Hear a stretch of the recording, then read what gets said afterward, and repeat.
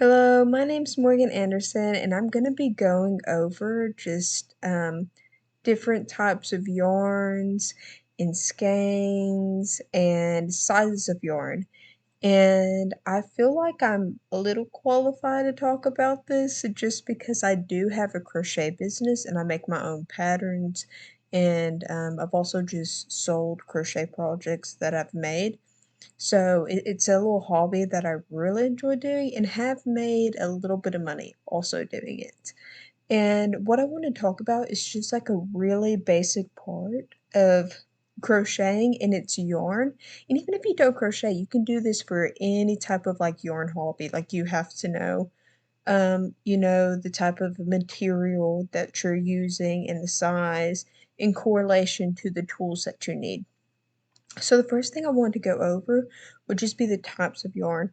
So you have things like polyester, acrylic, nylon, wool, cotton yarn, and there's different types of wools, you got like alpaca, like all different types of wools, and that's going to be like your higher scale yarn, so it's going to cost a lot more for a smaller skein, and I'll get into what skein is later. But um, it's really important to know this because there's also little breakdowns of it. Sometimes it's like 80% acrylic, 20% nylon, or something of that matter.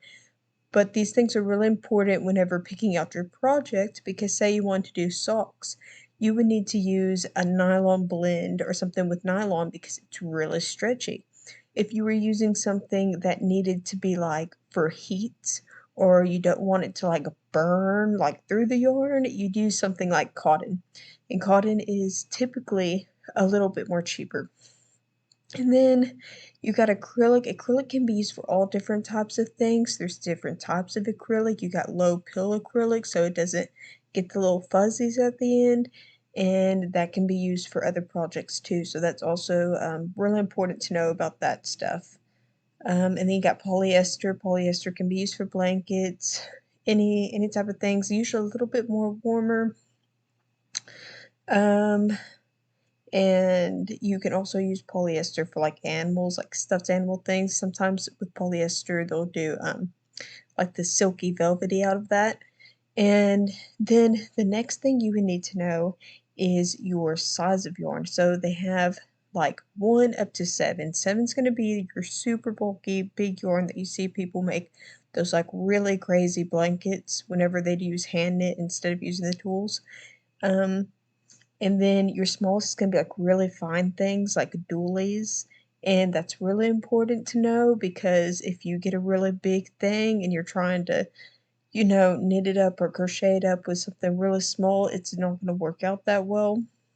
But there's always a give to it, but usually it'll tell you the recommended size on the size of the yarn, on the side of the yarn that will let you know what tool you probably want to use with it or what size tool you'll want to use with it. And then we get into skeins. And skeins is like your yardage, how much is in this. And that's really important when figuring out your project because if you're doing a bigger project, you're going to need a little bit more. And the more that you use it and stuff, you'll just kind of get the feel of like how much you'll need. You'll know if you'll need 200 yards or if you'll need a few more of that skein. And another thing when doing that is you tend to buy in bulk. Another good reason to buy in bulk, like buy more than one, is because, well, sometimes you get cheaper, but also color lots because you can get the same yarn brand, the same color, and if it's from a different color lot, it can totally mess up your project because the color can be off just a little bit. And this is basically just summed up like really quick little summary of like all these different things that come into play whenever we're talking about yarn, yarn types, yarn sizes, and how much yarn you might need whenever you're doing a crochet project or any type of yarn project. So I hope this helped somebody, and if it did, that's great. Thank you for listening.